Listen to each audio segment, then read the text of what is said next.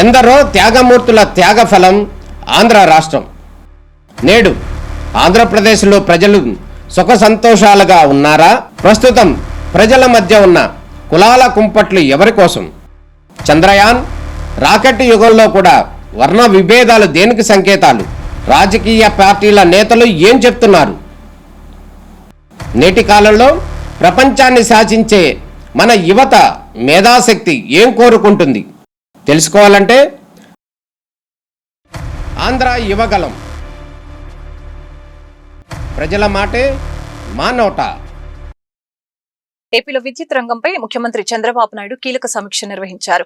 వినియోగదారులకి good news చెబుతూ విద్యుత్ కొనుగోలు ధరల్ని భారీగా తగ్గించాలని అధికారుల్ని ఆదేశించారు. విద్యుత్ రంగంలో విప్లవాత్మక మార్పులకి శ్రీకారం చుడుతూ ప్రత్యేక ఎనర్జీ యూనివర్సిటీని సీఎం ఏర్పాటు చేయబోతున్నారు. ఆంధ్రప్రదేశ్ రాష్ట్రంలో విద్యుత్ సంస్కరణల వేగాన్ని పెంచారు ముఖ్యమంత్రి నారా చంద్రబాబు నాయుడు. సీఎం క్యాంపు కార్యాలయంలో విద్యుత్ శాఖ, ట్రాన్స్కో, జెన్కో అధికారులతో ఆయన సుదీర్ఘంగా సమీక్షించారు. ప్రజలకు తక్కువ ధరకే విద్యుత్ ను అందించడమే తమ ప్రభుత్వ ప్రధాన ఉద్దేశమని సీఎం స్పష్టం చేశారు.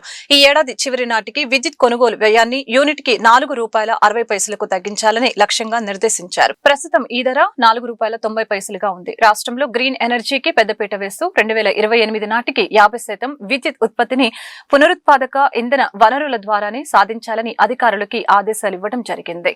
ఎలక్ట్రిక్ వాహనాల వినియోగంపై ప్రజల్లో అవగాహన కల్పిస్తూ రాష్ట్ర వ్యాప్తంగా ఛార్జింగ్ స్టేషన్ల నెట్వర్క్ ని బలోపేతం చేయాలని స్పష్టం చేశారు. ఈ సమీక్షలో ఇంధన శాఖ మంత్రి గొట్టిపాటి రవికుమార్ మరియు ఉన్నతాధికారులు పాల్గొన్నారు. ఏబిఎన్ ఛానల్లో వైఎస్ఆర్ కాంగ్రెస్ పార్టీ నాయకుల కుటుంబ సభ్యులను, మహిళల్ని కించపరిచేలా వ్యాఖ్యలు చేసిన ఆంధ్రజ్యోతి రాధాకృష్ణపై తక్షణమే కఠినమైన చర్యలు తీసుకోవాలని వైసీపీ నేతలు డిమాండ్ చేశారు. రాష్ట్ర వ్యాప్తంగా పలు పోలీస్ స్టేషన్లతో పాటు హైదరాబాద్ లోను ఫిర్యాదు చేసినా ఇప్పటివరకు ఎలాంటి చర్యలు తీసుకోకపోవడంపై తీవ్ర అసహనం వ్యక్తం చేశారు. ఏబిఎన్ రాధాకృష్ణపై ఎన్టీఆర్ జిల్లా వైకాపా నాయకులు సోమవారం విజయవాడ పోలీస్ కమిషనర్ కార్యాలయంలో ఫిర్యాదులు చేశారు. ఈ కార్యక్రమంలో వైసీపీ ఎన్టీఆర్ జిల్లా అధ్యక్షులు దేవినేని అవినాష్, మాజీ మంత్రులు వెల్లంపల్లి శ్రీనివాస్, జోగి రమేష్, మాజీ ఎమ్మెల్యే మలాది విష్ణు, మాజీ మేయర్ రాయన భాగ్యలక్ష్మి, నాయకులు పూనూరు గౌతమ్ రెడ్డి, వంగవీటి నరేంద్ర, తన్నీరు నాగేశ్వరరావు తదితరులు పాల్గొన్నారు. ఈ సందర్భంగా వారు మాట్లాడుతూ తాము సాక్ష్యాధారాలతో సహా ఫిర్యాదు చేసేందుకు వస్తే కనీసం ఫిర్యాదు తీసుకోవడానికి కూడా పోలీసు అధికారులు వెనకాడుతున్నారని తెలియజేశారు. కేవలం తెలుగుదేశం పార్టీ నాయకుల ఇంట్లో ఉండే మహిళలే మహిళల, సామాన్య మహిళలు వైకాపాకు చెందిన వారు మహిళలు కారా అని వారు ఆవేదన వ్యక్తం చేశారు. ముఖ్యమంత్రి చంద్రబాబు నాయుడు, ఉప ముఖ్యమంత్రి పవన్ కళ్యాణ్, మంత్రి నారా లోకేష్ ఈ విషయంలో స్పందించి రాధాకృష్ణపై తక్షణమే చర్యలు తీసుకోవాలని, లేకపోతే ఈ కూటమి ప్రభుత్వ నాయకులందరూ చరిత్రలో మహిళా ద్రోహులుగా మిగిలిపోతారని హెచ్చరించారు. చెప్పుకునే రాధాకృష్ణని విజయవాడ పోలీస్ కమిషనరేట్ కార్యాలయం ముందు మీడియా మిత్రుల సమక్షంలో నువ్వు మాట్లాడిన మాటలు కానీ, నువ్వు వాడిన భాష కానీ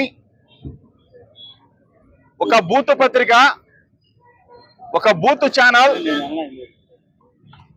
సభ్య సమాజం తలదించుకునే విధంగా వైఎస్ఆర్ కాంగ్రెస్ పార్టీ కుటుంబ సభ్యులను మొత్తం కూడా కించపరిచే విధంగా మా కుటుంబాల మీద నిందలు వేసే రాధాకృష్ణ ప్రశ్నిస్తా ఉన్నా. రాధాకృష్ణని సమర్థించే ఆంధ్రప్రదేశ్ ముఖ్యమంత్రి చంద్రబాబు నాయుడుని అడుగుతా ఉన్నా, చంద్రబాబు నాయుడు కొడుకు లోకేష్ అడుగుతా ఉన్నా, కూటమి ప్రభుత్వంలో పవన్ కళ్యాణ్ అడుగుతా ఉన్నా, కూటమి ప్రభుత్వాన్ని సమర్థించే బీజేపీ నాయకత్వాన్ని అడుగుతా ఉన్నా. ఏవయ్యా, రాధాకృష్ణ మాట్లాడిన మాటలు అదే మీ కుటుంబ సభ్యులు అంటే మీరు అరిసి గీపెట్టి రోడ్ల మీదకి వచ్చి ధర్నాలు చేయటమే కాదు, ఎక్కడికక్కడ తగలబెట్టే కార్యక్రమం చేస్తారే.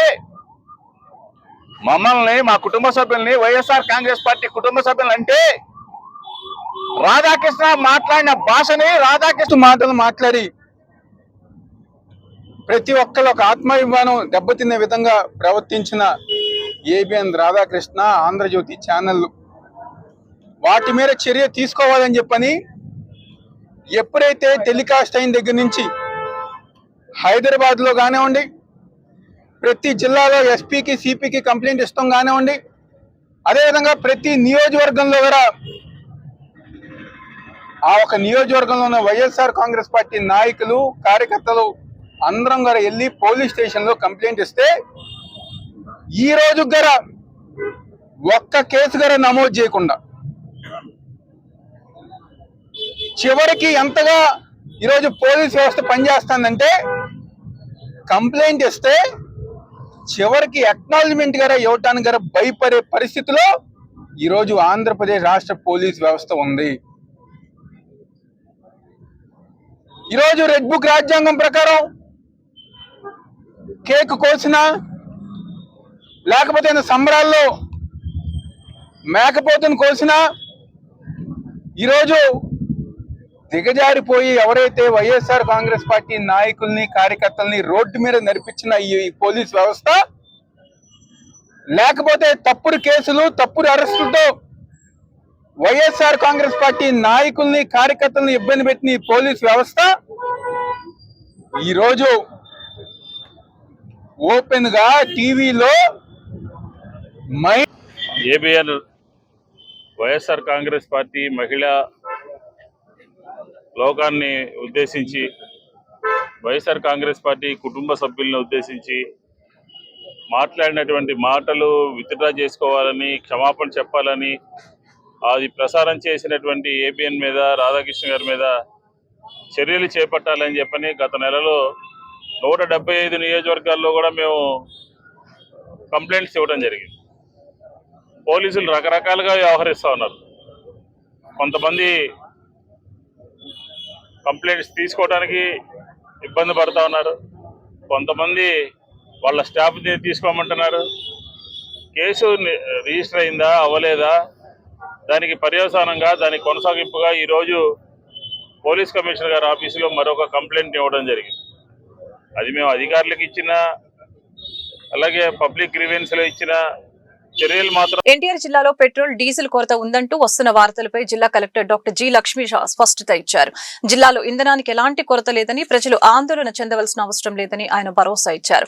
సోషల్ మీడియాలో వస్తున్న వదంతుల్ని నమ్మి అవసరానికి మించి ఇంధనాన్ని నిల్వ చేసుకోవద్దని విజ్ఞప్తి చేశారు. ఎన్టీఆర్ జిల్లాలో ఇంధన సరఫరాపై జిల్లా యంత్రాంగం ప్రత్యేక దృష్టి సారించింది. పెట్రోల్ డీజిల్ కొరత ఏర్పడుతూ ఉందన్న ప్రచారంతో ప్రజలు బంకుల వద్ద క్యూ కట్టడంతో కలెక్టర్ లక్ష్మీ షా రంగంలోకి దిగారు. సోమవారం ఆయన కొండపల్లిలోని ఐఓసీ, ఓపీసీఎల్, హెచ్పీసీఎల్ నిల్వ కేంద్రాలను స్వయంగా సందర్శించి స్టాక్ పరిస్థితిని సమీక్షించారు.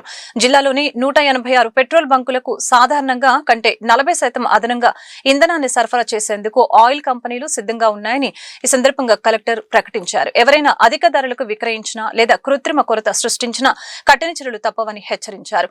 వినియోగదారులు ఏవైనా ఇబ్బందులు ఎదురైతే 9154970454 ఈ నంబర్కి ఫిర్యాదు చేయవచ్చని సూచించారు.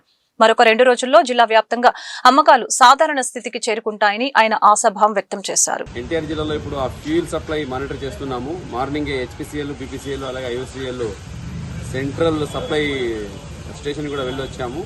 ఇప్పటివరకు చూసుకుంటే జిల్లాలో అవసరమైనందుకంటే 10% ఎక్కువనే సప్లై ఉంది.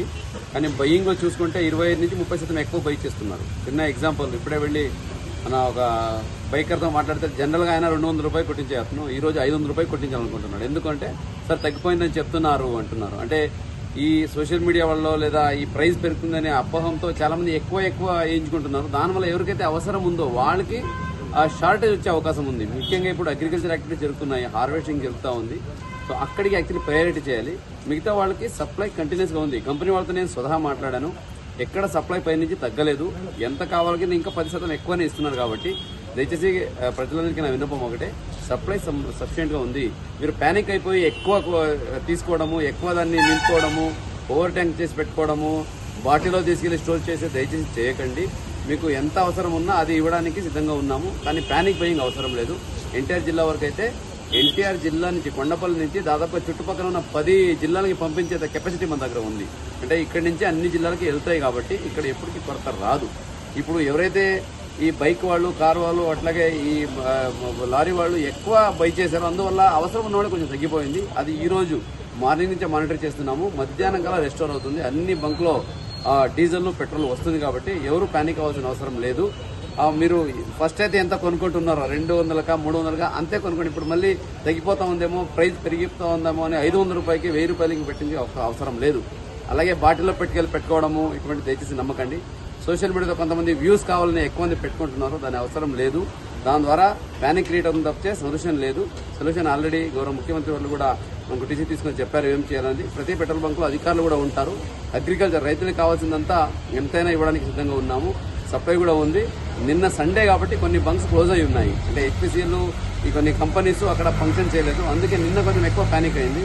ఈరోజు సోమవారం మధ్యాహ్నం ముందుకల్లా అన్ని రిజాల్వ్ అవుతాయి. అన్ని దగ్గర ఫ్యూల్ కూడా రిజాల్వ్ అవుతాయి. ప్రభుత్వ ఆసుపత్రిలో పనిచేస్తున్న పారిశుద్ధ్య కార్మికులకి కనీస వేతనం అందక ఆర్థికంగా చితికిపోతున్నారని సిపిఎం తూర్పు నగర కార్యదర్శి పుప్పాల కృష్ణ వెల్లడించారు. ఫ్రంట్ లైన్ వారియర్స్ అని బిరుదులిచ్చిన ప్రభుత్వం ఇప్పుడు జీతాల విషయంలో మాత్రం పట్టించుకోవటం లేదని విమర్శించారు. ప్రభుత్వ ఆసుపత్రిలో పనిచేస్తున్న పారిశుద్ధ్య కార్మికులకు గత 3 నెలలుగా జీతాలు అందకపోవడంతో వారు సోమవారం నిరసన కార్యక్రమం చేపట్టారు. ఈ కార్యక్రమంలో తూర్పు నగర కార్యదర్శి పుప్పాల కృష్ణ, సిఐటియు నాయకులు కోటిబాబు, కార్మికులు పాల్గొన్నారు. ఈ సందర్భంగా వారు మాట్లాడుతూ ప్రభుత్వం కాంట్రాక్టర్ల మధ్య సాగుతున్న జాప్యం వల్ల కార్మికులు తీవ్ర ఇబ్బందులు ఎదుర్కొంటున్నారని తెలియజేశారు. 18,600 రూపాయల జీతం ఇవ్వాలని జీవో ఉన్నప్పటికీ కేవలం 13,800 మాత్రమే ఇస్తున్నారని, అందులోనూ కట్టింగ్లు చేస్తున్నారని అన్నారు. ఈ రోజు సాయంత్రం 3 గంటల లోపు జీతాలు చెల్లిస్తామని ఆసుపత్రి సూపరింటెండెంట్ హామీ ఇచ్చారని, ఒకవేళ సమస్య పరిష్కారం కాకపోతే సమ్మెని నిర్విరామంగా కొనసాగిస్తామని అన్నారు. సమస్య తేలే వరకు పోరాటం ఆపే ప్రసక్తే లేదని హెచ్చరించారు. పనిచేస్తున్నటువంటి పారిశుద్ధ కార్మికులకి దాదాపుగా 3 నెలల నుంచి జీతాలు రావడం లేదు. ఈ రోజున అధికారులను అడుగుతా ఉంటే కాంట్రాక్ట్ మారింది కాబట్టి ఆ ఇబ్బందులు ఉన్నాయి కాబట్టి మేము జీతాలు వేయలేకపోతున్నామని చెప్పేసి వాళ్ళు చెప్తా ఉన్నారు. కాంట్రాక్టర్ని అడిగితే ప్రభుత్వం నుంచి మాకు బిల్లులు రాకపోవడం వల్ల వేయలేకపోతున్నామని కాంట్రాక్టర్ చెప్తా ఉన్నారు. ప్రభుత్వం మీద కాంట్రాక్టర్ మీద ప్రభుత్వం చెప్పుకుంటా ఇక్కడ కార్మికులను మాత్రం ఎండగడతా ఉన్నటువంటి పరిస్థితి. పొట్టగూటి కోసం రోజువారీ వాళ్ళ జీవితాన్ని నడపడం కోసం అతి కష్టం పైన కూడా ఇక్కడికి వచ్చి పనిచేస్తున్నటువంటి మహిళలు, ఎక్కువ మంది మహిళలు ఉన్నటువంటి ఈ పనిలో వాళ్ళకి అవసరమైనటువంటి అవసరాలు తెచ్చుకోవడానికి కూడా ఉపయోగపడే విధంగా లేకుండా ఎందుకు ఈ రకంగా వ్యవహరిస్తా ఉన్నారు ప్రభుత్వం కానీ కాంట్రాక్టర్ గారు అనేటువంటిది అడుగుతా ఉన్నాం. వాళ్ళకి ఇక్కడ ఉండేటువంటి పనిచేసేటువంటి మొత్తం అంతా మహిళలు కూడా ఆర్థికంగా తీవ్రమైనటువంటి వెనుకబాటుతనం ఉన్నటువంటి వాళ్ళు, సొంత ఇల్లు లేక అద్దె ఇళ్లలో ఉంటూ రవాణా ఖర్చులు కూడా పెట్టుకోలేనటువంటి పరిస్థితుల్లో ఉన్నటువంటి వాళ్ళు.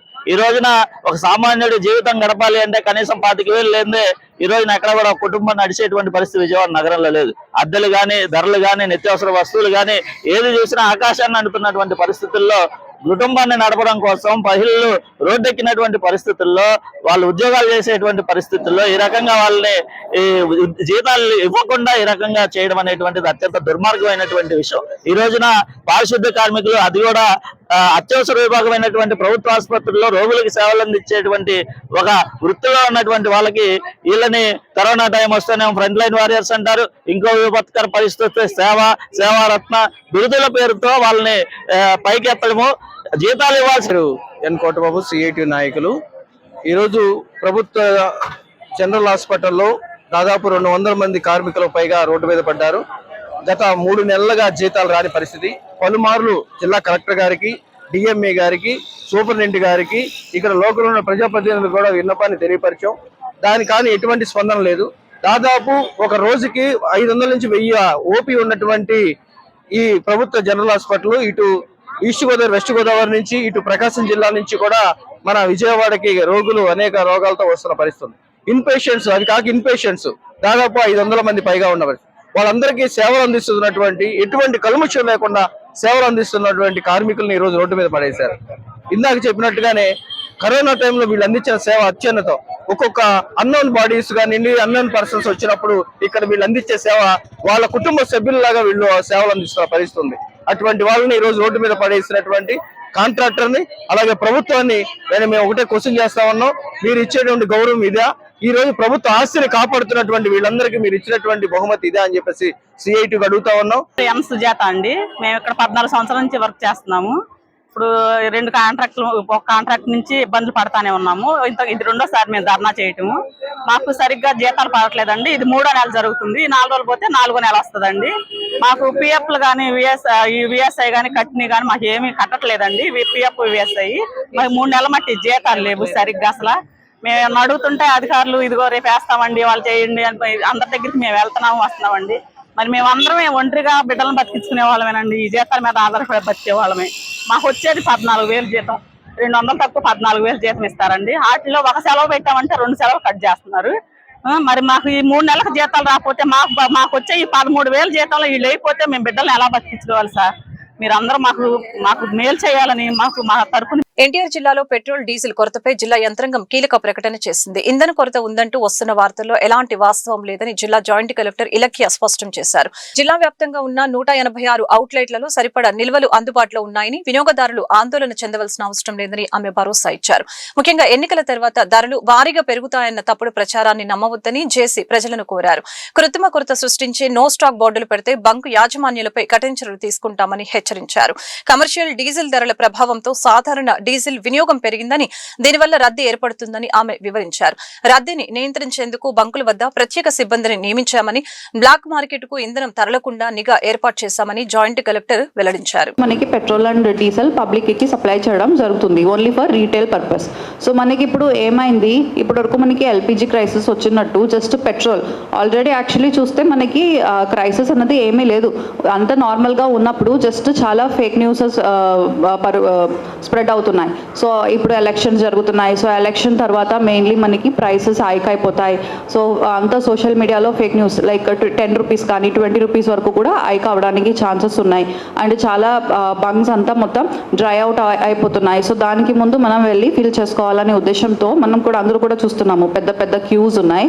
సో ఇప్పుడు ఎందుకు ఇలా అవుతుందంటే, ఫస్ట్ ఆఫ్ ఆల్ ఈ రేట్ ఎక్కువ అయిపోతుంది అనే ఉద్దేశంతో ఇప్పుడే వచ్చి అందరూ ఫుల్ ట్యాంక్ చేసుకోవాలని ఫుల్ ట్యాంక్ చేస్తున్నారు.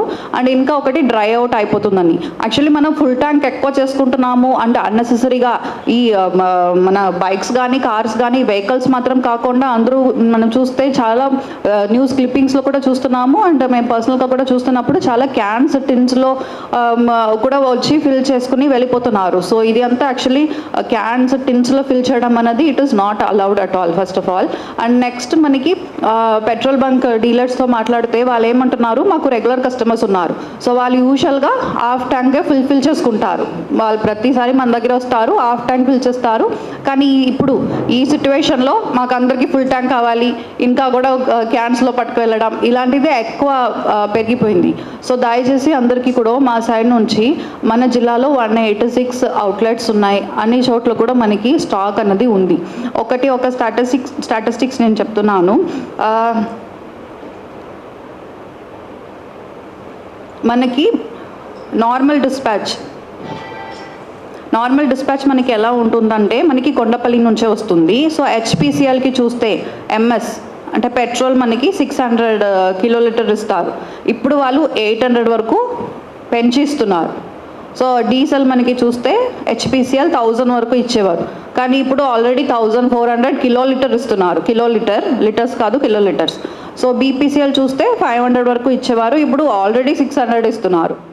అండ్ సేమ్ డీజిల్ కూడా వాళ్ళు 800 హెచ్ఎస్డి 800 వరకు ఇచ్చేవారు, ఇప్పుడు ఆల్రెడీ 950 వరకు ఇస్తున్నారు.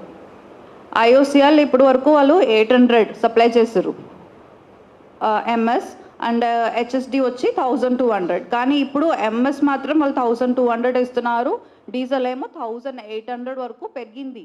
సో వాళ్ళు సప్లై కూడా మనకి కనీసం 20% కన్నా ఎక్కువ సప్లై చేస్తున్నారు. విజయవాడ నగరపాలక సంస్థ ఆర్థిక పరిస్థితి ప్రస్తుతం అస్తవ్యస్తంగా మారిందని సిపిఐ ఎన్టీఆర్ జిల్లా కార్యదర్శి దోనిపూడి శంకర్ మండిపడ్డారు. హనుమాన్పేటలోని దాసరి భవన్ లో ఏర్పాటు చేసిన విలేకరుల సమావేశంలో ఆయన మాట్లాడుతూ కార్పొరేషన్ తీరుపై తీవ్ర విమర్శలు గుప్పించారు.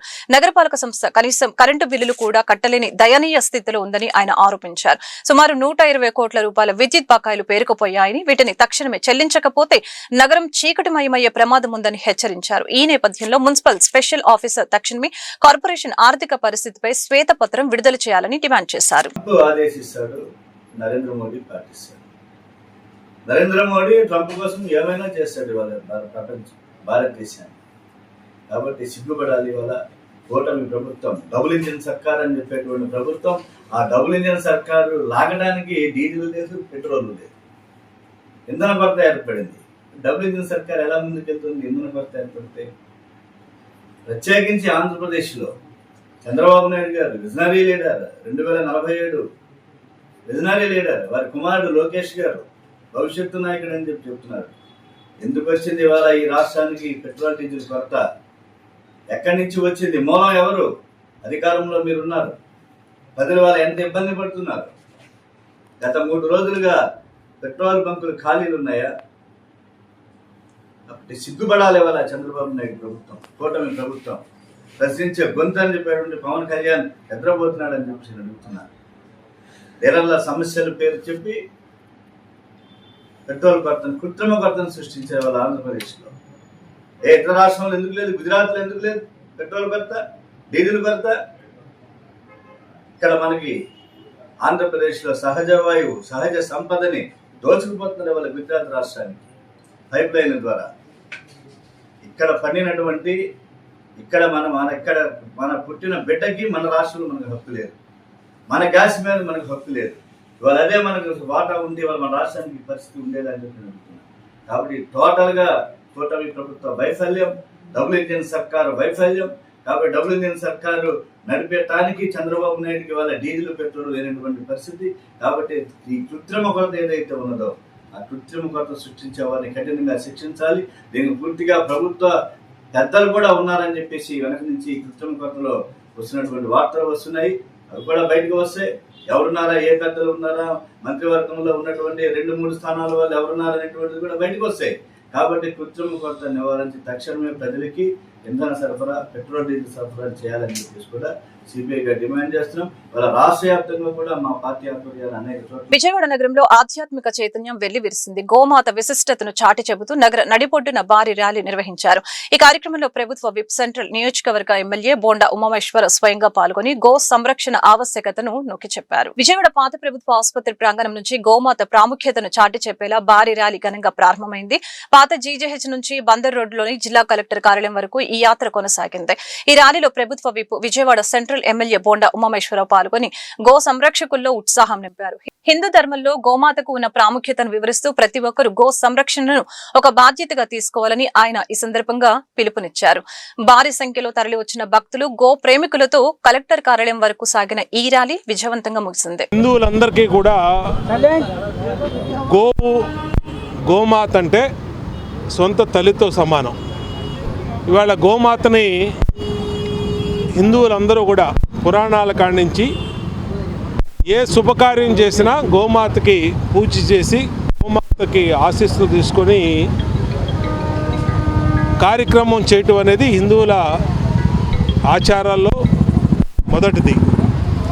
అటువంటి గోమాతకి సంరక్షించడం కోసం, గోమాత ప్రాశస్త్యాన్ని ప్రచారం చేయటం కోసం కొన్ని సంస్థలు మరి వాళ్ళ దేశవ్యాప్తంగా కూడా పెద్ద ఎత్తున కార్యక్రమాలు తీసుకున్నారు. గోమాత యొక్క ప్రశస్తత, గోమాత యొక్క మేలు, దాని అన్నింటిని కూడా తీసుకోవడం జరిగింది. ఇవాళ అందులో భాగంగా విజయవాడ నగరంలో గోమాతని రాష్ట్ర మాతగా ప్రకటించాలి అని చెప్పి ఇవాళ సంఘం వాళ్ళు ఎంఆర్ఓ గారికి రిప్రజెంటేషన్స్ ఇస్తున్నారు. అది రాష్ట్ర వ్యాప్తంగా జరుగుతూ ఉన్నాయి. దీనికి స్థానిక శాసనసభ్యుడిగా నేను కూడా సంపూర్ణంగా మద్దతు తెలియజేస్తూ ఉన్నాను. ఇది గోమాత అనేది అందరికీ కూడా దైవంతో సమానం. గోహత్య అనేది ఈ రాష్ట్రంలో జరగటానికి లేదు. అన్ని చోట్ల కూడా చర్యలు తీసుకున్నాం. గోవుల్ని సంరక్షించడానికి గోశాలలు పెడుతున్నాం. స్వచ్ఛంద సంస్థలు గోశాలలు పెడుతున్నాయి, మేము ప్రభుత్వం తరపున పెడుతున్నాం. అన్ని రకాలుగా కూడా గోమాతని తల్లిగా భావించే గోమాతని రక్షించుకోవడం కోసం అందరం ఇలాంటి పెద్దలు. ఏప్రిల్ 27 సోదరులారా, మర్చిపోలేదు కదా, అందరికి గుర్తుంది కదా. ఇవాళే మనకు అసలైన రోజు, గో సమ్మాన్ దినోత్సవం పండుగ చేసే రోజు. ప్రతి సంవత్సరం ప్రతి హిందూ ఇంట్లో ఈ పండుగ జరగాలి. వాటి నుంచి ఇప్పుడు ఈ అభియాన్ భారతదేశంలో మొత్తం నడుస్తుంది. అందరూ వాళ్ళ ఎంఆర్ఓ గారికి, ఆ మండలాల వాళ్ళు ఎంఆర్ఓ గారికి వెళ్ళి వినతి పత్రాలు ఇస్తారు. ఈ వినతి పత్రం ప్రధానమంత్రి గారికి, ప్రెసిడెంట్ గారికి, మన ఆంధ్రప్రదేశ్ ఎవరో స్టేట్ అయితే ఆ స్టేట్ గవర్నర్ అండ్ సీఎం గారికి ఇవ్వటం జరుగుతుంది. సో వీలయ్యేంత తొందరగా గోమాతకి సమ్మానం వస్తే, గోమాతకి సేవ, సురక్ష, సమ్మాన్ ఈ 3 అందుతే ఈ అయోధ్య గుడి కట్టడం మనం కల్లారా చూసాం. గోమాత కూడా కాపాడటం మన కల్లారా చూస్తాం. ప్రతి హిందూ పండుగ చేసుకునే రోజు వచ్చింది. ఏంటంటే దీనికన్నా మంచి అవకాశం ఈ జన్మం తీసుకునే దాంట్లో ఉండదు. రామ మందిరం గత 500 సంవత్సరాల నుంచి అలాగే టెంట్లో ఉన్నారు మన రాములు. సేమ్ అదే పరిస్థితి మన గోమాతకు కూడా వచ్చేసింది. ఆ పరిస్థితితో విముక్తి పొందిద్ది. అవి మనం మన కళ్ళారా చూస్తాం. ఈ వార్తలు ఇంతటితో సమాప్తం. మరొక బులెటిన్లో మళ్ళీ కలుద్దాం. నమస్కారం.